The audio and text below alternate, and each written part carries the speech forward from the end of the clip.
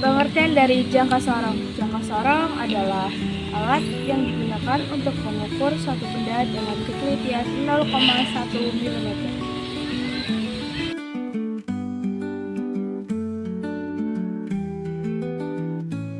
Jadi di sini saya akan menjelaskan fungsi-fungsi dari jangka sorong. Yang pertama, dia mengukur sisi luar dalam suatu benda dengan cara diapit. Yang kedua, dia mengukur sisi dalam suatu benda berupa lubang seperti pipa dengan cara mengulurnya. Yang ketiga, dia mengukur kedalaman lubang celah. Mengukur kedalaman celah atau lubang yang dengan cara menancapkan atau menusukkan pada bagian alat ukur. Yang keempat, dia mengukur ketebalan suatu benda. Yang kelima, mengukur diameter dalam suatu benda menggunakan rahang tetap dan rahang geser atas.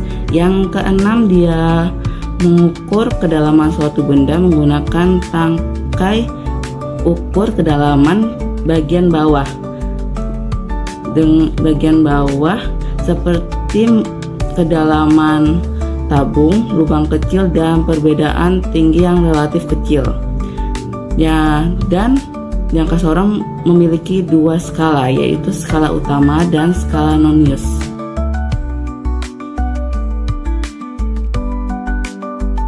Saya di sini akan memberikan tips-tips cara merawat jangka sorong. Nah, tadi kan teman-teman sudah pada tahu nih tentang pengertian jangka sorong, fungsi jangka sorong, cara penggunaan, dan cara mengerjakan jangka sorong.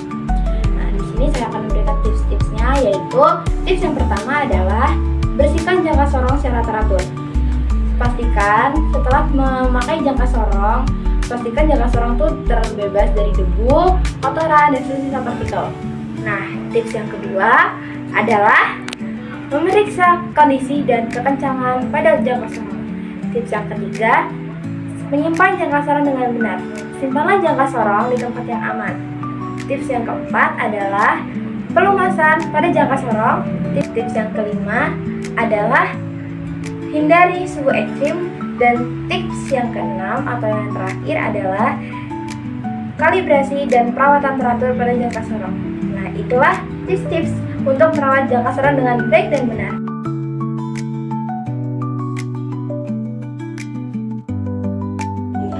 Bagian-bagian pada alat ukur jangka sorong. Yang pertama, rahang dalam.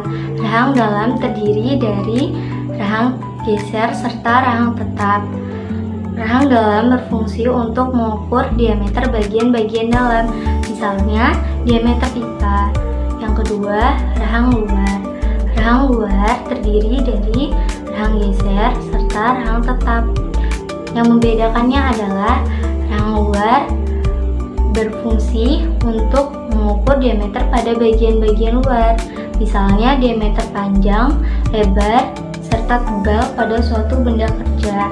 Yang ketiga, tangkai ukur kedalaman. Sesuai dengan namanya, tangkai ukur kedalaman berfungsi untuk mengukur kedalaman dari suatu benda.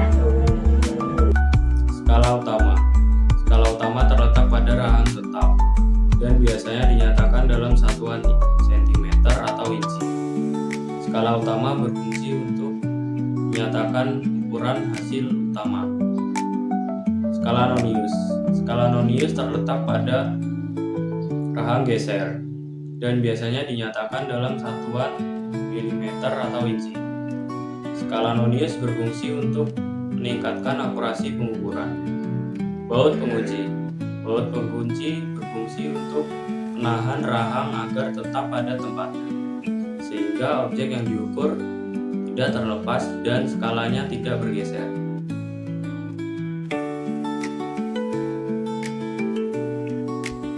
Nah, setelah kalian mengetahui bagian-bagian dari jangka sorong, di sini saya akan menjelaskan bagaimana cara membaca jangka sorong. Yang pertama, pastikan kalian memiliki objek yang ingin kalian ukur. Objek tersebut dapat berupa kelereng, koin, tutup botol, dan lain sebagainya. Setelah kalian memiliki objek yang ingin kalian ukur, tarik rahang geser ke sebelah kiri supaya rahang geser tersebut tertutup rapat. Dan pastikan bahwa rahang geser tersebut terkunci dengan sempurna supaya tidak terjadi kesalahan pengukuran atau yang biasa disebut dengan zero error.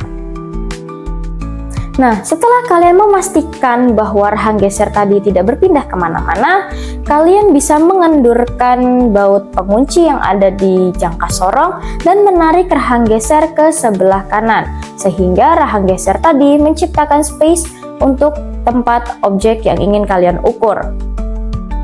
Setelah terciptanya space untuk objek tadi, kalian bisa letakkan benda yang ingin kalian ukur di tengah-tengah rahang geser tadi. Setelah itu, kalian bisa tarik rahang geser tadi ke sebelah kiri sehingga objek yang sudah kalian letakkan dengan posisi sempurna tadi, dia bisa terapit dengan sempurna oleh rahang geser. Nah, setelah objek tadi terapit dengan sempurna, kalian bisa mengencangkan baut pengunci sehingga rahang geser tadi tidak menciptakan jarak yang berbeda-beda gitu. Setelah itu, perhatikan skala yang terhimpit di antara skala atas dan skala bawah atau skala noniusnya. Lalu perhatikan angka yang menghubungkan lurus dengan garis di antara skala nonius tersebut. Nah, step terakhir, kalian bisa menghitung hasil pengukuran yang diperoleh dengan cara menjumlahkan dua angka tersebut. Setelah itu, hasil penjumlahan dari dua angka tadi itu adalah ukuran diameter yang kalian cari.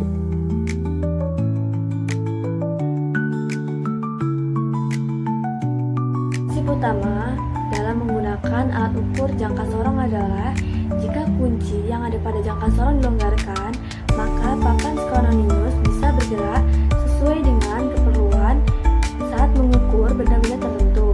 Kemudian, untuk mengukur objek benda, maka akan dijepit di antara dua penjepit atau rahang yang ada pada jangka sorong seakurat mungkin dan dengan posisi yang pas. Jangka sorong memiliki kelebihan dan kekurangan. Kelebihannya yakni yang pertama, memiliki kecermatan pembacaan yang lebih baik, yakni kecermatan pembacaannya berkisar 0,05 sampai 0,01 mm. Yang kedua, dapat mengukur diameter sisi luar dengan cara dijahit.